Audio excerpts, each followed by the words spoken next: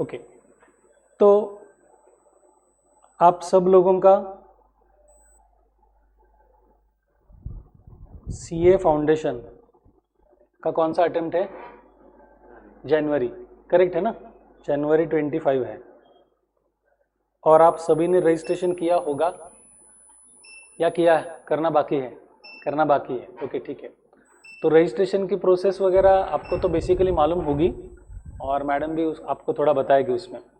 अभी फ़िलहाल हम क्या करने वाले हैं, हमारा जो सब्जेक्ट है उसके बारे में थोड़ी बेसिक जानकारी हम लेते हैं आज, ठीक है।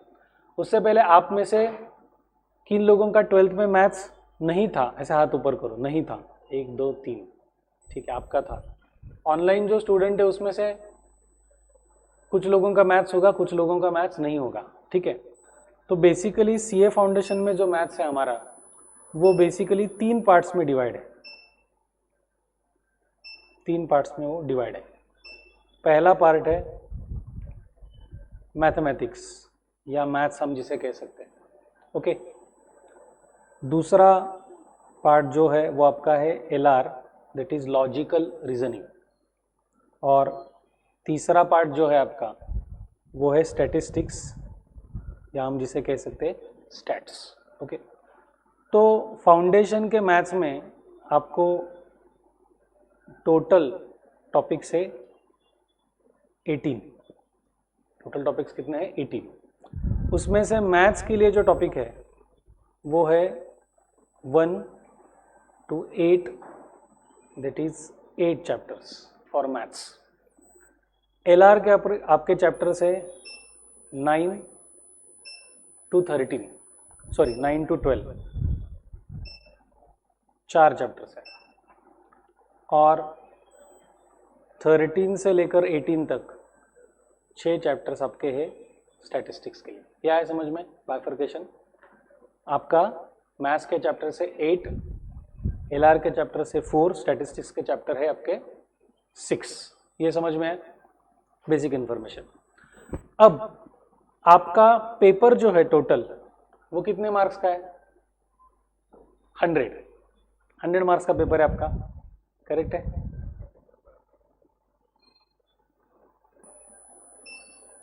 हंड्रेड मार्क्स में मैथ्स, स्टैट्स और एलआर उसका भी वेटेज फिक्स है।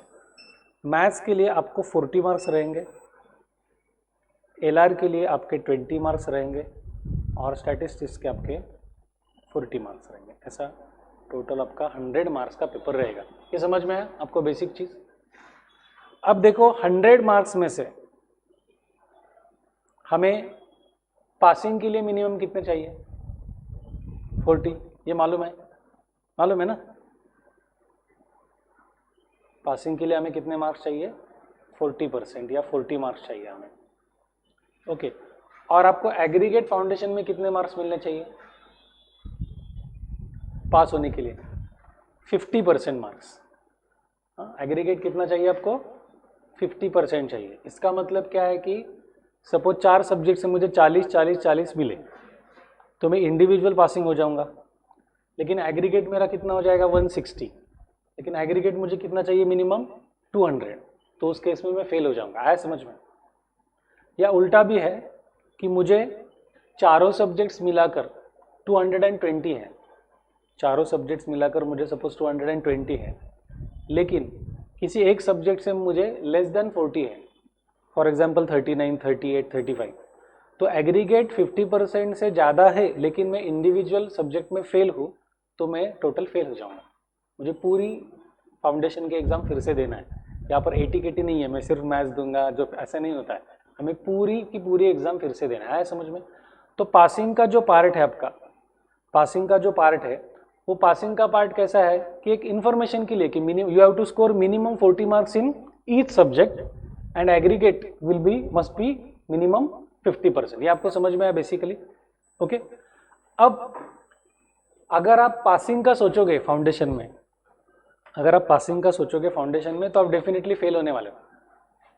आपने स्कोर का सोचा तो आपको थोड़े कम मिलेंगे। फॉर एग्जाम्पल अगर आपका टारगेट 300 है, अगर आपका टारगेट कितना है? 300 है सपोज, ओके। एकच मिनिट, मोबाईल बघ बरं, ऑफिसमधून फोन आहे।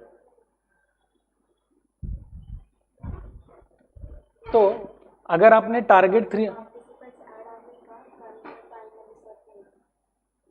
ऐड है समृद्धी गडेकर सोहम बघू बरं, एकच मिनिट. हा मॅडम.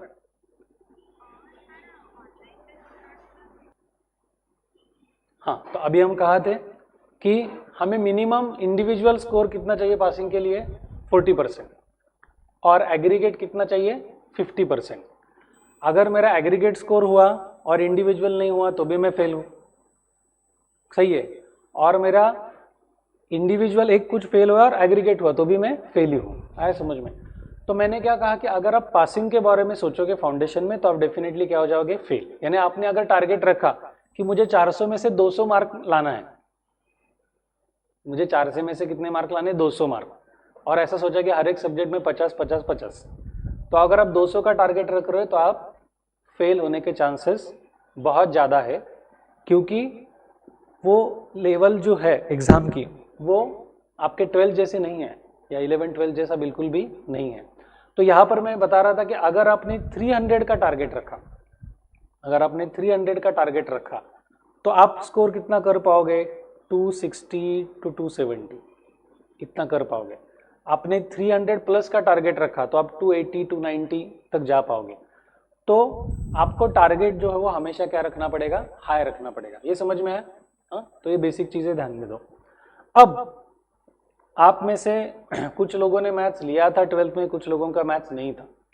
जिन्होंने मैथ्स नहीं लिया है या नहीं लिया था उनमें से बहुत लोगों का ऐसा सोचना था कि मैथ्स मुझे अच्छा नहीं है, क्यों पसंद नहीं है, या टफ जाता है इसलिए छोड़ दिया होगा, ऐसा हो सकता है.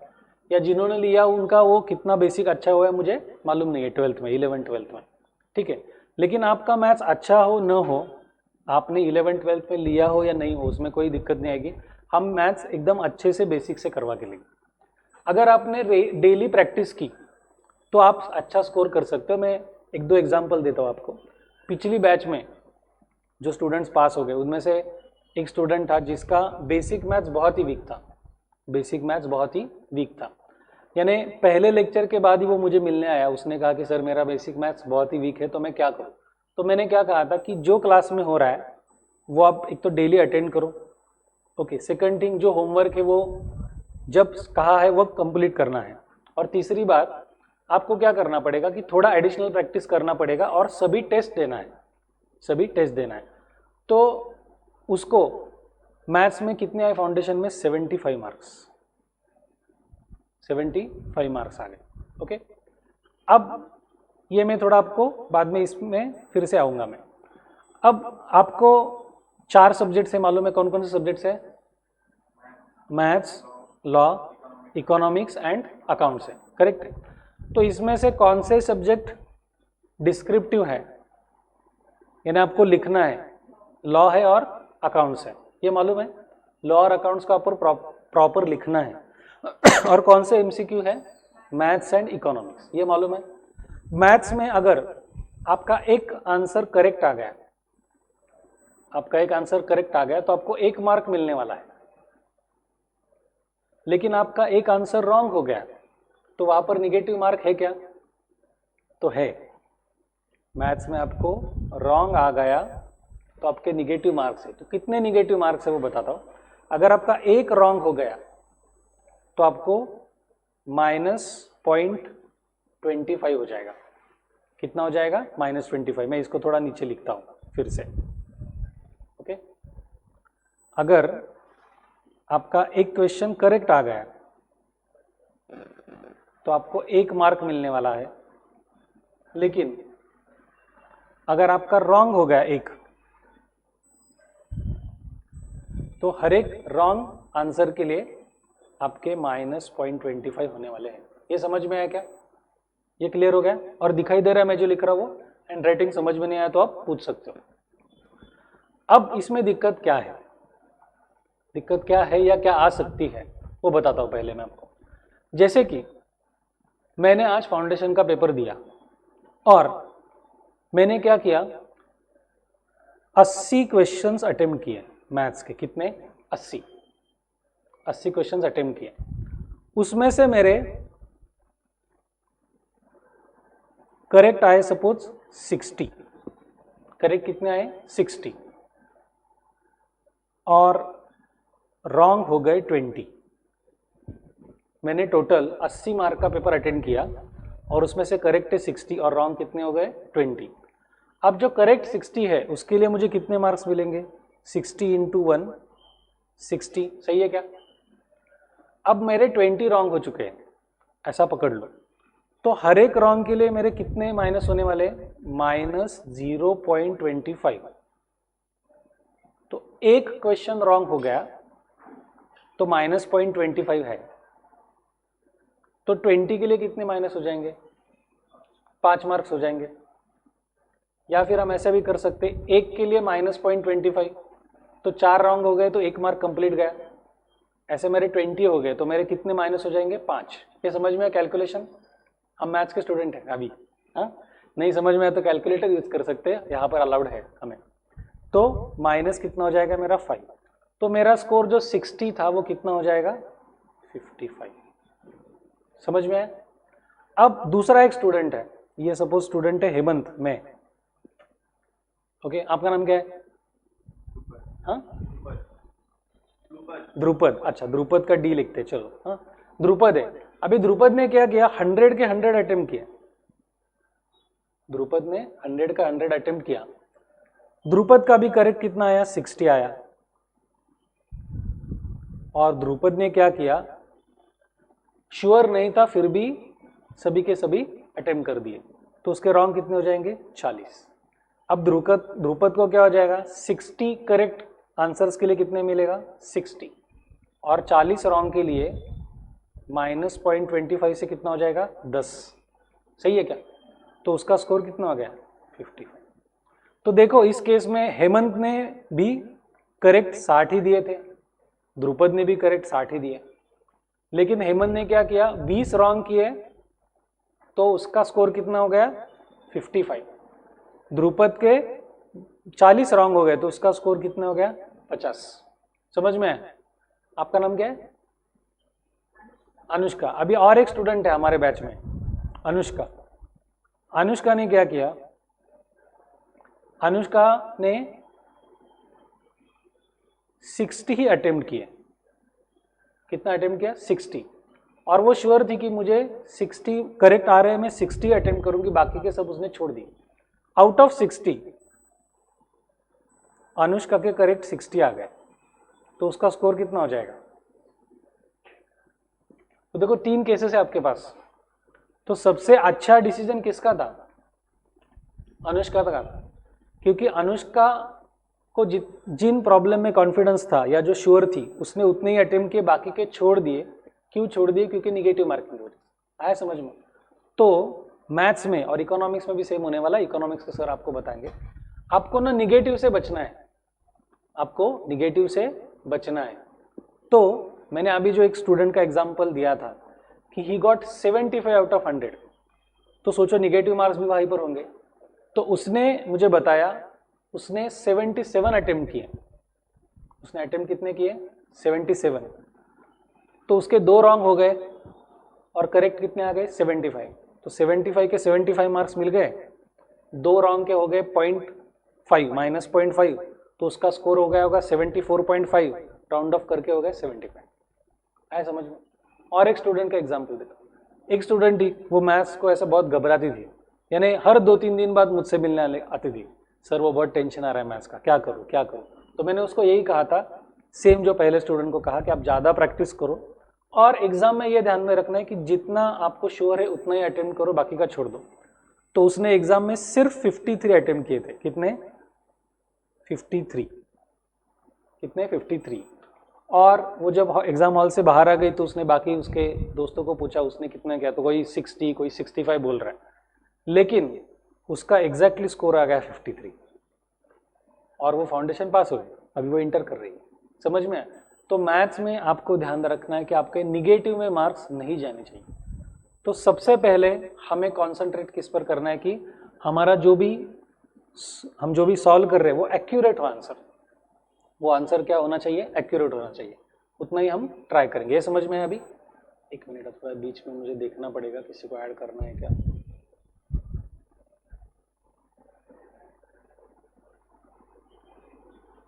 फिलहाल तो नहीं, ठीक है। ओके, यहां तक समझ में है। अब मैं वापस ऊपर जाता हूं।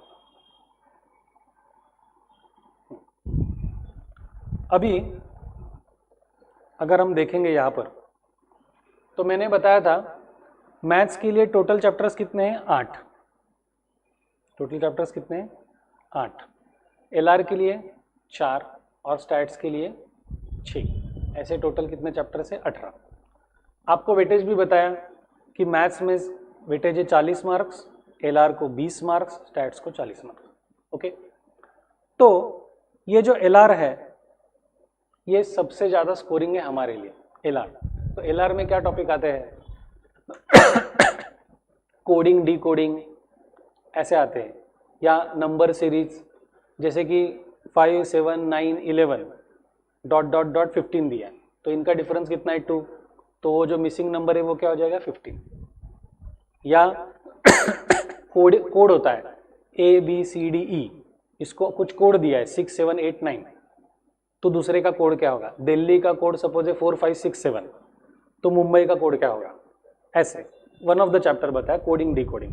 दूसरा चैप्टर क्या होता है आपका? डायरेक्शन सेंस, यानी मैं यहाँ से ईस्ट के दिशा में देख रहा हूँ और मैं 1 किलोमीटर सीधा गया, फिर मैं राइट को मुड़ा, फिर मैं लेफ्ट को मुड़ा, फिर मैं राइट को मुड़ा, तो अभी मैं किस और देख रहा हूँ? Direction sense. तीसरा चैप्टर इसमें क्या है? Sitting arrangement. ए के राइट हैंड साइड में बी है, बी के लेफ्ट हैंड साइड में 2 सीट छोड़ के डी है, फिर एक्सट्रीम लेफ्ट में ई बैठा है, एक्सट्रीम राइट में एच बैठा है, तो सबसे सेंटर में कौन बैठा है? ये सिटिंग अरेंजमेंट हो गया। और चौथा चैप्टर क्या है आपका? Blood relations. ब्लड रिलेशंस यानी मैंने फोटो देखकर बताया कि इसकी बीवी का बेटा मेरा भांजा है, तो मैं और मेरा रिलेशन क्या है उससे, या उसका और किसी से रिलेशन क्या है, आया समझ में? ये ब्लड रिलेशंस है। तो ऐसे आपके चैप्टर्स कितने हैं? 4। ये चारों चैप्टर्स को इक्वल वेटेज है, यानी हर एक चैप्टर में से आपको 5-5 क्वेश्चंस आएंगे। मोस्टली इसमें चेंज नहीं होता है, कभी कभी ऐसा होता है कि कोई एक चैप्टर में से 1-2 क्वेश्चंस एक्स्ट्रा आते हैं, अदरवाइज 4 चैप्टर्स इंटू 5 मार्क्स, ऐसा 20 हो जाएगा। तो ये 20 मार्क्स है ना, ये हमारे एकदम कंफर्म मार्क्स है, ये हमें मिल सकते हैं। ओके, अब मैथ्स और स्टैट्स में इंपॉर्टेंट बात क्या है बताता हूँ। मैथ्स में आपको चैप्टर नंबर 4 है, जिसे पहले कहते थे टाइम वैल्यू ऑफ मनी। इसमें क्या है? Simple interest, compound interest, annuity, then आपका कंपाउंडेड एनुअल ग्रोथ रेट, वो सब पार्ट है आपका। तो मैथ्स में उस चैप्टर को सबसे ज़्यादा वेटेज है, उस चैप्टर को सबसे ज़्यादा वेटेज है। ऑन एन एवरेज उसको 11 to 13 मार्क्स आता है। एक एग्जाम में उसके 18 क्वेश्चंस आए थे, तो सबसे ज़्यादा वेटेज उस चैप्टर को रहेगा, 4 चैप्टर। ओके, बाकी सब जो चैप्टर्स है उसमें तीसरा एक चैप्टर है जिसका नाम है इनइक्वालिटीज, वो सिर्फ 1 मार्क के लिए आता है। आया तो आया, नहीं तो नहीं आता। पूरे हिस्ट्री में अब तक मैक्सिमम सवाल उस पर आए थे 3, तो ऑन एन एवरेज उसका वेटेज कितना? 1। कुछ एग्जाम में वो नहीं आया, समझ में आया? बाकी सब चैप्टर को वेटेज कितना रहेगा? 5 to 6 मार्क्स, क्योंकि ये 8 चैप्टर्स कितने हैं? 40 मार्क के लिए, आया समझ में? स्टैट्स में 6 चैप्टर से 40 मार्क्स से on an average again 5 to 6 marks. 6 जा 36, थोड़ा ज़्यादा हो सकता है, लेकिन उसमें भी आपको measures of central tendency and dispersion करके टॉपिक है। Measures of central tendency and dispersion, जिसमें मीन, मोड, मीडियन, और आपने अगर मैथ्स किया है तो आपको थोड़ा याद होगा, अगर 11th-12th में किया है तो, और variance, standard deviation, combined mean, combined variance, वो सब उस चैप्टर को थोड़ा वेटेज ज़्यादा है, यानी 9 to 10 मार्क्स उस चैप्टर को वेटेज है, बाकी सब चैप्टर को weightage again on an average 5 to 6। तो आपको सिंपल ध्यान में क्या रखना है, पूरे के पूरे 18 चैप्टर में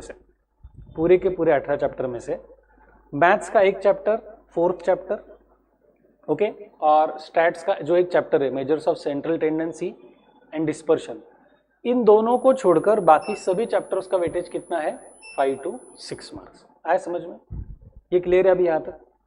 अब ये जो 100 मार्क्स का पेपर है, ये जो 100 मार्क्स का पेपर है आपका, उसके लिए आपको समय कितना मिलने वाला है मालूम है क्या? कोई मालूम है? कितने घंटे मिलने वाले हैं? हाँ, 3 आवर्स नहीं, आपको मिलने वाले सिर्फ 2 आवर्स यानी 120 मिनट्स। समझ में है? टेंशन आ रहा है क्या? टेंशन आ रहा है? नहीं ना? ओके ठीक है। अभी आ रहा है तो आ रहा है ऐसा बोल सकते हो, उसमें कुछ दिक्कत नहीं, आता है टेंशन। तो हमें 100 क्वेश्चंस अटेम्प्ट करने हैं 120 मिनट्स में। तो हर एक क्वेश्चन के लिए आपके पास कितना समय है बताओ?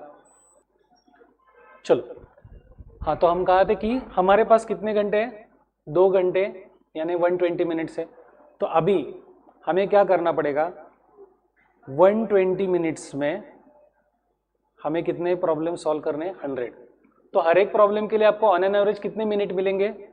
1.2 मिनट्स। तो 1 मिनट यानी कितने सेकंड्स हो गए? 60। तो 0.2 सेकंड यानी कितना हो जाएगा? 12 सेकंड ना। तो आपके पास हर एक प्रॉब्लम के लिए 60 + 12 यानी 72 सेकंड्स।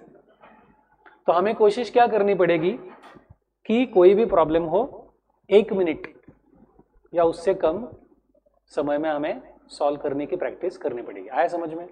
तो 11th 12th का मैथ्स, 10th का मैथ्स या आपने जो भी सॉल्व किया है उसकी मेथड और यहाँ की मेथड अलग है। यहाँ पर हम मैथ्स सीखते समय 2 तरीके से सीखेंगे। हमें कंसेप्ट तो सीखना है, हमें वो लॉजिक समझना है, कंसेप्ट सीखना है। साथ ही साथ में हमें कई जगहों पर ऐसा करना पड़ेगा कि आपको ऑप्शन ट्राई करने पड़ेंगे, क्योंकि हमें क्विकली सॉल्व करना है। तो कुछ प्रॉब्लम्स ऐसे होते हैं लिटरली कि आप 15-20 सेकंड में सॉल्व कर सकते हो, 15-20 सेकंड में आप सॉल्व कर सकते हो। तो वो जो समय बचेगा वो लेंदी प्रॉब्लम्स के लिए आप यूज कर सकते हो। ये बेसिक समझ में है? तो बेसिक में फिर से रिपीट करता हूँ सभी के लिए। हमारा टोटल पेपर है 100 मार्क्स के लिए, करेक्ट है? 100 मार्क्स के लिए हर एक क्वेश्चन को 1 मार्क है, तो 100 क्वेश्चन हो गए। ओके, उसमें से मैथ्स को वेटेज है 40 मार्क्स, एलआर को वेटेज है 20 मार्क्स, स्टैट्स को वेटेज है 40 मार्क्स। मैथ्स में टोटल चैप्टर से 8, एलआर के चैप्टर से 4, स्टैट्स के चैप्टर से 6। आया समझ में? अगर हमने रॉन्ग किया तो हमें हर एक रॉन्ग आंसर के लिए -0.25 होने वाला है। ओके, और करेक्ट के लिए 1, अटेम्प्ट नहीं किया तो 0। तो हमें यहाँ पर ध्यान देना है कि हमारा एक्यूरेसी जो है वो ज़्यादा से ज़्यादा अच्छी होनी चाहिए। अच्छी यानी कितनी? तो आपका एक्यूरेसी का जो परसेंटेज है वो होना चाहिए 99%। यानी आपने अगर 50 अटेम्प्ट किए या 60 अटेम्प्ट किए तो एक ही रॉन्ग होना चाहिए मैक्सिमम, तो ये आप क्या कर सकोगे? इसमें स्कोर कर सकोगे। ये समझ में है? और मैंने कहा कि आपके पास 120 मिनट से for 100 marks, 1.2 minute for each question on an average. ये समझ में? अब आपका सवाल हो सकता है कि सर पेपर की डिफिकल्टी लेवल क्या होती है? आपने सुना होगा ना, किसी से सुना है क्या? किसी से बात भी नहीं की? कोई अभी जो फाउंडेशन क्लियर हो चुका है या अभी इंटर में है या जिसने 1 अटेम्प्ट दिया, ऐसा कुछ नहीं बात हुई? नहीं है तो अच्छा है। हाँ? क्योंकि पहले किसी से कुछ सुना होगा तो हम पहले से क्या हो जाता है? डर जाते हैं। तो डरने की जरूरत नहीं है, मैं बताता हूँ क्या करना है। अगर हम देखेंगे टोटल 100 क्वेश्चंस का, तो ये बहुत ही इंपॉर्टेंट पार्ट है आपके लिए। तो आपके सिंपल क्वेश्चंस या एवरेज क्वेश्चंस हम जिसे कह सकते हैं वो होते हैं अराउंड 60 to 65। यानी आपने अच्छी तरह से प्रैक्टिस की होगी, डेली प्रैक्टिस की होगी और टेस्ट भी सभी दिए हैं, तो ऐसे 60 to 65 क्वेश्चंस आराम से होंगे जो आप सॉल्व कर सकते हो और जिसमें आपको 60 to 65 मार्क्स आ सकते हैं। ये समझ में? अब डिफ़िकल्ट जो क्वेश्चंस होते हैं वो करीब होते हैं 15 to 20। ओके, और लेंदी क्वेश्चंस जो होते हैं, लेंदी क्वेश्चंस यानी वो इतना डिफिकल्ट नहीं है, एवरेज है, लेकिन लेंदी है, टाइम कंज्यूमिंग है, ऐसे क्वेश्चंस आपके कितने रहेंगे? Suppose 15 to 20। ये थोड़ा कम ज़्यादा हो सकता है। तो हमें क्या करना है? ये 60 to 65 क्वेश्चंस जो है उस पर पहले टारगेट करना है। तो हमारा प्राइमरी टारगेट क्या रहेगा कि हमें मिनिमम 60 to 65 क्वेश्चंस ऐसे सॉल्व करने हैं जिसमें हम कॉन्फिडेंट है और हमने बहुत ज़्यादा प्रैक्टिस की, वो होने के बाद आप डिफ़िकल्ट या लेंदी क्वेश्चंस की ओर जा सकते हो। तो ऐसा करोगे तो मिनिमम आपका मैथ्स का टारगेट कितना होना चाहिए अभी बताओ? 60 to 65 मिनिमम। आया समझ में? अभी हम पहले क्या टारगेट रख रहे थे? 40 पासिंग का, तो 40 का रखोगे तो क्या हो जाएगा? फेल। आपका मिनिमम टारगेट क्या होना चाहिए? Minimum 60 to 65। और मैं श्योरली कह सकता हूं कि आपने अगर रेगुलरली लेक्चर्स किए, रेगुलर प्रैक्टिस की और टेस्ट दिए, मैं अभी के लेक्चर में मैंने तीसरी बार ये कहा है, तो आपका क्या हो जाएगा? स्कोर अच्छा हो जाएगा। और जितना आपका फाउंडेशन में स्कोर अच्छा है उतना आपका कॉन्फिडेंस बढ़ेगा, इंटर को वो आपको ज़्यादा हेल्पफुल रहेगा। ओके, तो मैं एक एग्जांपल देता हूँ जो हमेशा देता हूँ, रिपीट करता हूँ आपको। मैं एक फर्स्ट एड का एक सेशन था, कैंप था, कैंप। फर्स्ट एड मालूम है ना? फर्स्ट एड क्या होता है? कोई एक्सीडेंट हो गया, किसी को जल गया या कुछ हो गया, तो डॉक्टर के पास ले जाने से पहले उसको जो फर्स्ट इमीडिएट हेल्प करते हैं उसे क्या बोलते हैं? First aid. तो उस फर्स्ट एड में, फर्स्ट एड कैंप था, उसमें मैं गया था, तो उस डॉक्टर ने एक चीज़ बताई थी, वो मैं आपको बताता हूँ। तो हम थोड़ा डिस्कस करेंगे, एकदम नॉर्मल डिस्कशन है। अगर आपका हाथ जल गया, ऐसी उंगली जल गई सपोज घर में किसी चीज़ से, तो आप क्या करते हो? इमीडिएटली क्या करते हो बताओ? आइस लगाते हो। गुड। आप क्या करोगे? क्या करते हो? आइस, आइस, पानी, पानी, हाथ पानी में हाथ डालोगे, ऐसा करोगे आप? पानी में हाथ डाल के ऐसा रखोगे। ओके, ठीक है। तो ये हमारी सब रेगुलर धारणा है कि अगर जल गया तो आइस लगाना है या पानी में हाथ डुबो के रखना है, करेक्ट है। या फिर कोई और क्या लगाता है उसको, कुछ बलम वगैरह लगाता है, क्रीम वगैरह लगाता है, ये हमारी सब रेगुलर धारणा है। तो उन्होंने कहा था कि अगर आपका हाथ जल गया, उंगली जल गई, हाथ जल गया, तो 3 इंपॉर्टेंट चीज़ें, 3।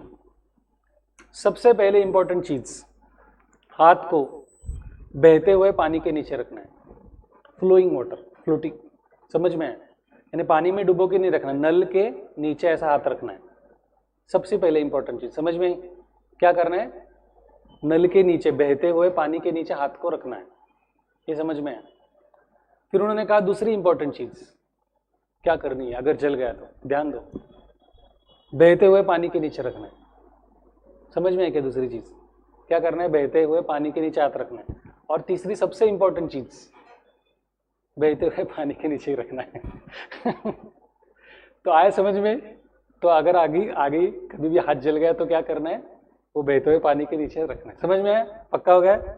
वैसे मैथ्स में अगर आपको स्कोर करना है तो 3 इंपॉर्टेंट चीज है। पहली इंपॉर्टेंट चीज प्रैक्टिस, दूसरी इंपॉर्टेंट चीज प्रैक्टिस, तीसरी इंपॉर्टेंट चीज प्रैक्टिस। समझ में आया? ओके, तो ऐसे आप करोगे तो आप मैथ्स में स्कोर कर पाओगे। हाँ, और दूसरी बात है कि मेरा 10th में मैथ्स था, वीक था, मुझे 10th में इतने मिले, फिर मैंने 11th 12th में छोड़ दिया था, या मेरा 11th 12th मैथ्स था लेकिन मैं उतना स्कोर नहीं कर पाया, वो सब भूल जाओ, वो पास्ट है, वो सब पास्ट है। हमें प्रेजेंट में रहना है। हाँ, ये बेसिक आज का हो गया। अभी तक तो यही तो चल रहा था, लेकिन हमारा थोड़ा शुरुआत में वक्त भी गया। अभी हम थोड़ा एक्चुअल पार्ट शुरू करेंगे आज। ओके, तो हम एक्चुअली मैथ्स में पहला जो चैप्टर है वही स्टार्ट करने वाले हैं, लेकिन उससे पहले थोड़ा बेसिक जो चीज़ें हैं वो हम थोड़ा देखते हैं। आप सबको एडिशन सब्ट्रैक्शन आता है क्या? सर आप क्या पूछ रहे हो, ऐसा पूछेंगे। हाँ, एडिशन सब्ट्रैक्शन आता है, प्रोडक्ट आता है, डिवीजन आता है, आता है। हाँ? नहीं आए तो हम क्या करेंगे? कैलकुलेटर यूज कर सकते हैं। हाँ, हम कैलकुलेटर यूज कर सकते हैं, मालूम है क्या? मालूम। तो किस टाइप का कैलकुलेटर चलेगा? तो इस टाइप का कैलकुलेटर चलेगा। ये जो होता है ना कैसियो या सिटीजन का, यानी नॉन साइंटिफिक कैलकुलेटर हमें चलेगा। नॉन साइंटिफिक कैलकुलेटर, ये कैलकुलेटर लाना है, अगर नहीं लाया है तो हम मोबाइल पर कैलकुलेट नहीं करेंगे, क्योंकि हमें कैलकुलेटर की आदत अभी से होनी चाहिए। ऐसे बहुत सारी चीज़ें हैं मैथ्स में कि जहाँ पर हम कैलकुलेशन डायरेक्टली कैलकुलेटर पर करने वाले हैं और बहुत कम से कम लिखने वाले हैं।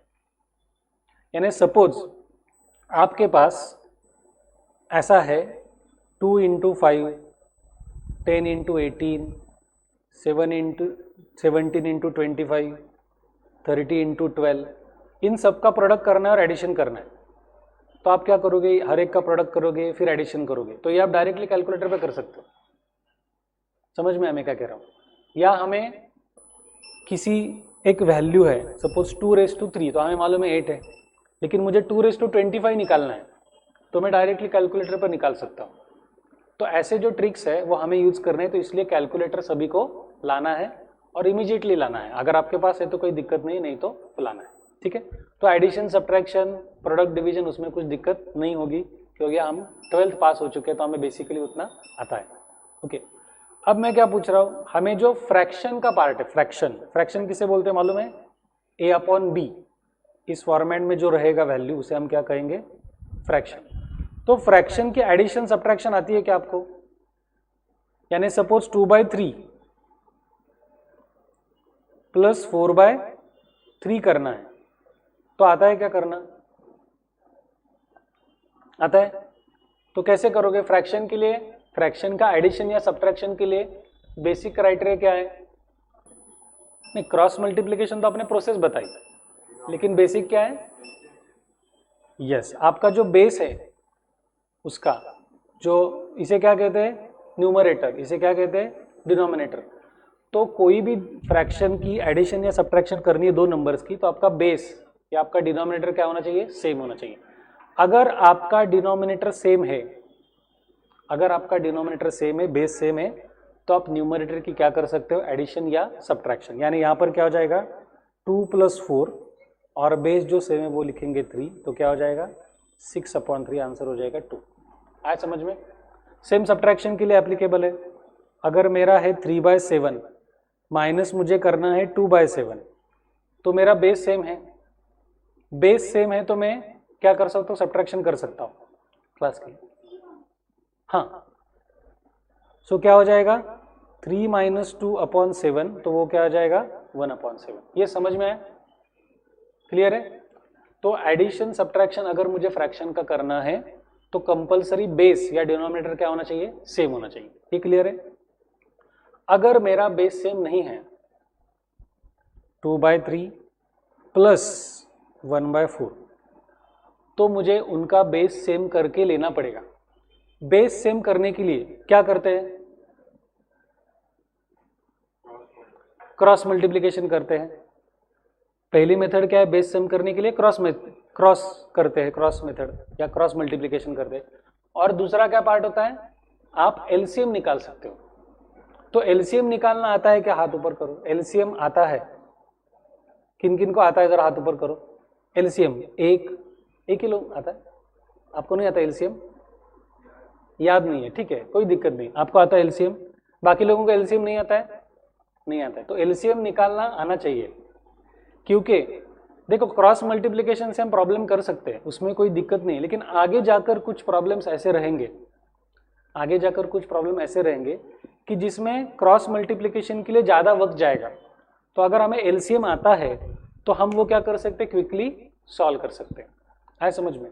तो अगर 2/3 प्लस 1/4 है, इसका क्रॉस मल्टीप्लिकेशन करना होगा, तो हम कैसे करेंगे बताओ? 2 × 4 करेक्ट है ना, प्लस क्या हो जाएगा? 3 × 1, और इन दोनों का भी प्रोडक्ट हो जाएगा 3 × 4, सही है ना? तो क्या हो जाएगा आंसर? 8 + 3/12, आंसर हो जाएगा 11/12। समझ में है? ये क्लियर है?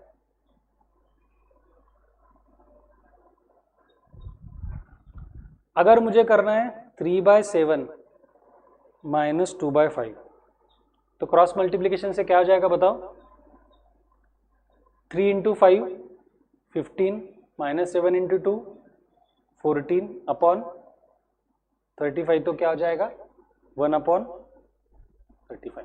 समझ में आया क्या? ये बेसिक क्लियर है? तो एलसीएम में आज नहीं सिखाऊंगा, नहीं तो आप बोर हो जाओगे। एलसीएम में सिखाऊंगा आपको जब आपका वो क्वेश्चन आएगा टिपिकल, तब मैं आपको एलसीएम सिखाऊंगा। तो ये बेसिक पार्ट मालूम होना चाहिए फ्रैक्शन के एडिशन सब्ट्रैक्शन। ओके, अब दो फ्रैक्शन का अगर प्रोडक्ट करना है 2/3 × 1/5, तो उसमें बेसिक कुछ क्राइटेरिया है क्या? नहीं है।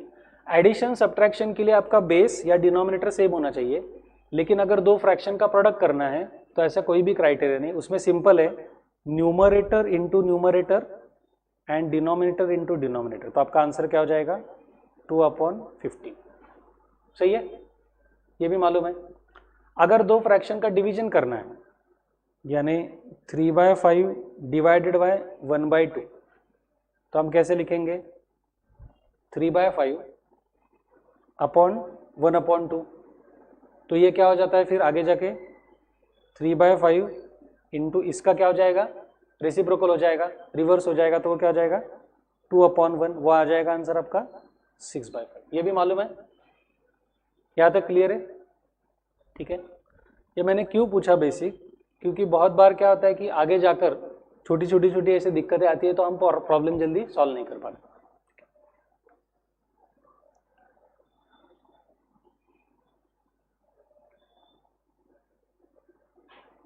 यहाँ तक पार्ट समझ में आया? चलो, ऑनलाइन किसी को कुछ डाउट है यहाँ तक? ऑनलाइन कुछ डाउट होगा तो चैट बॉक्स में डाल सकते हो, अदरवाइज हम आगे कंटिन्यू करेंगे। ठीक है, अब हम थोड़ा सा पार्ट स्टार्ट कर दें क्योंकि ऑलरेडी हमने किया है स्टार्ट, पहले बहुत देर हो चुकी है। हमारा जो पहला चैप्टर है चैप्टर 1 मैथ्स का, उसका नाम है ratio, proportion, indices and log. Ratio, proportion, indices and log, ये चारों पार्ट मिलाकर जो चैप्टर है उसका वेटेज है 5 to 6 मार्क्स। ठीक है, अब उसमें पहला पार्ट है रेशो। तो रेशो क्या है basically, what do you mean by ratio? आप जो भी आपको समझ में बता सकते हो, मराठी, हिंदी, इंग्लिश में, कोई दिक्कत नहीं। रेशो क्या है? Yes, comparison between to values, comparison between to values.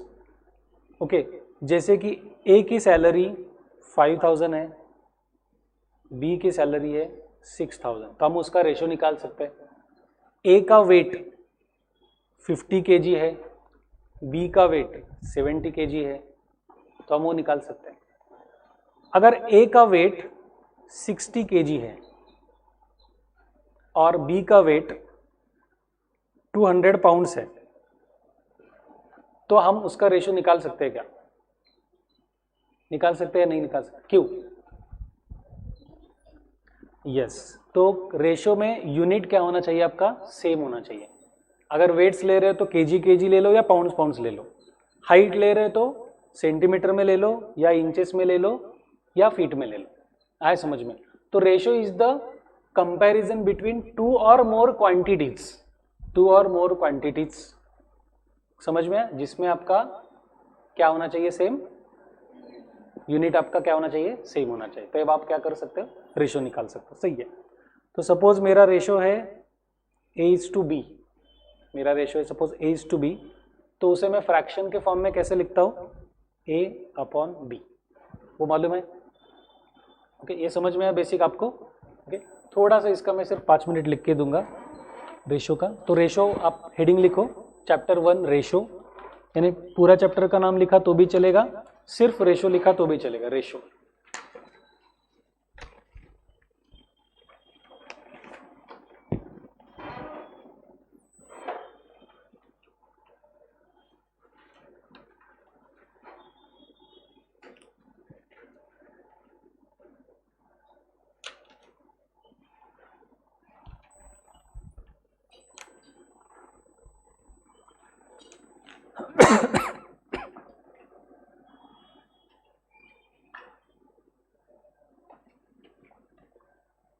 Ratio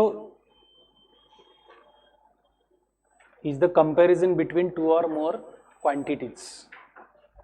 इतना शॉर्ट में लिखा तो भी चलेगा। Ratio is the comparison between two or more quantities with same unit, with same unit.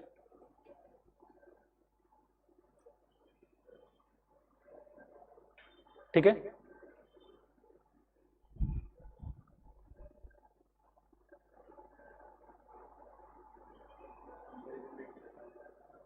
Comparison between two or more quantities or values with same unit.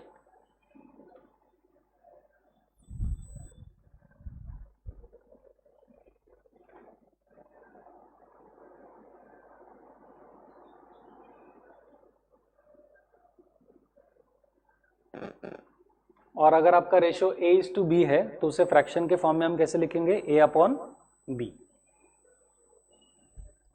आया समझ में? यहां तक का पार्ट क्लियर है?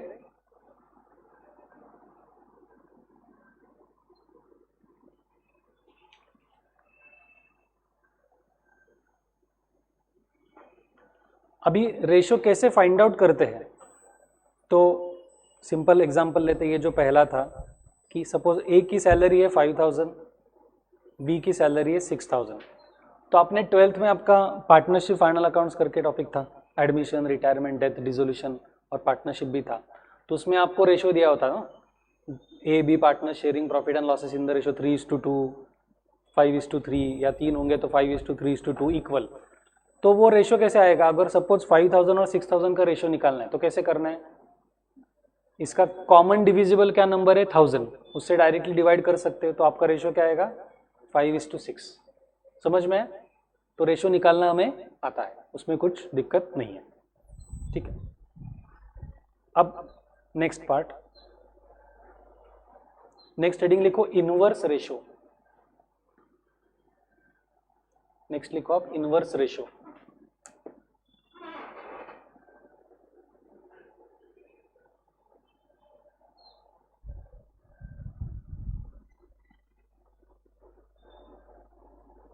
तो अगर आपका ओरिजिनल रेशियो A:B है, अगर आपका ओरिजिनल रेशियो A:B है तो उसका इनवर्स रेशियो होता है B:A। सिंपल है काम। क्या है? B:A।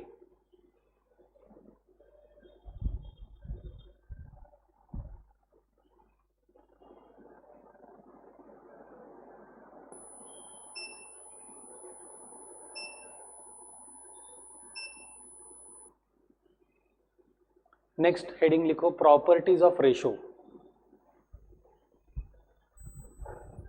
Properties of ratio.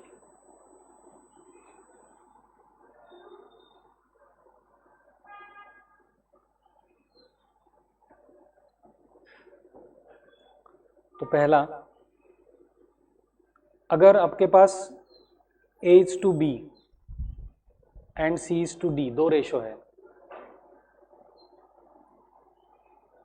तो उनका जो कंपाउंड रेशियो है वो होता है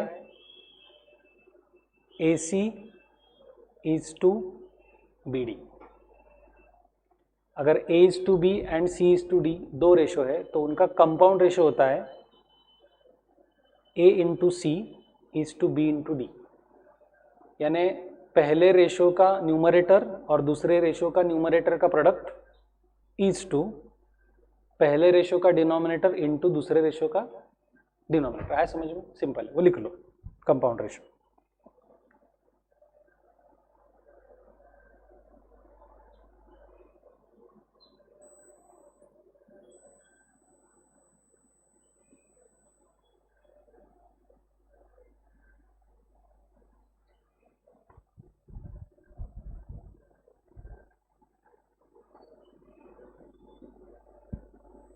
आगे का मैं लिखता हूं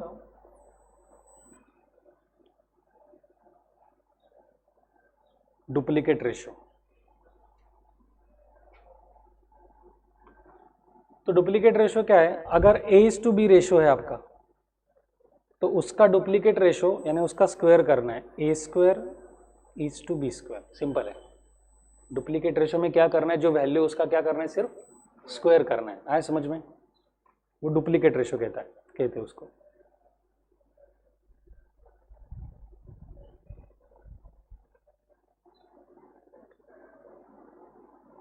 तीसरा पार्ट भी सिंपल है, सब डुप्लीकेट रेशियो। सब डुप्लीकेट रेशियो। तो अगर आपका ओरिजिनल रेशियो है A:B तो उसका सब डुप्लीकेट रेशियो हो जाएगा √A:√B। तो सब डुप्लीकेट में आपको क्या करना है, स्क्वायर रूट निकालना है। आया समझ में? डुप्लीकेट में स्क्वायर करना है, सब डुप्लीकेट में स्क्वायर रूट निकालना है। ये क्लियर है? Next, triplicate ratio. Triplicate ratio, तो अगर आपका ओरिजिनल रेशो है A:B, तो उसका ट्रिप्लीकेट रेशो क्या हो जाएगा, A³ B³। आया समझ में? A³ B³, यानी आपको क्या करना है, क्यूब करना है। उसके आगे का है सब ट्रिप्लीकेट।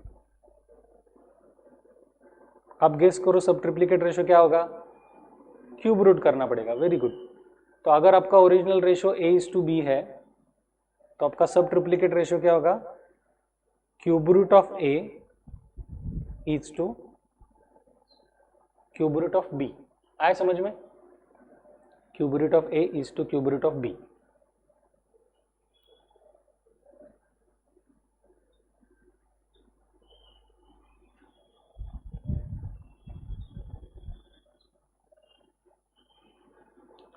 और next part,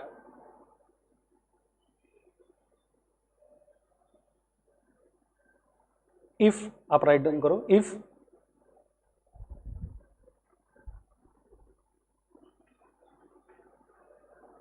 A is to B is to C, A is to B is to C, तो उसे हम क्या कहते हैं, कंटिन्यूड रेशो। तो उसका कंटिन्यूड रेशो क्या होता है, A is to B is equal to B is to C। So A, B, C are in continued ratio। आया समझ में? तो उस केस में आपका क्या होने वाला है, A upon B is equal to B upon C ना, A upon B is equal to B upon C।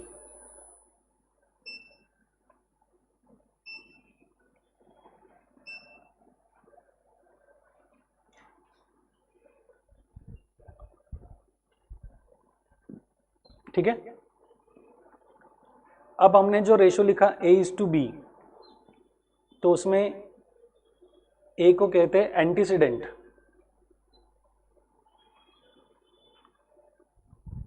A को क्या कहते हैं, एंटीसीडेंट, और B को कहते हैं कॉन्सिक्वेंट।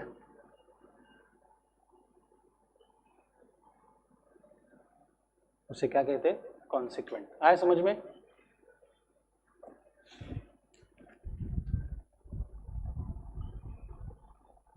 एंटीसीडेंट एंड कॉन्सिक्वेंट, समझ में है?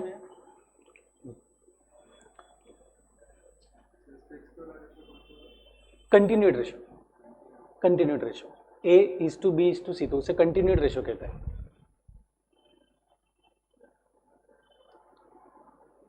यहां तक का पार्ट समझ में आया क्या?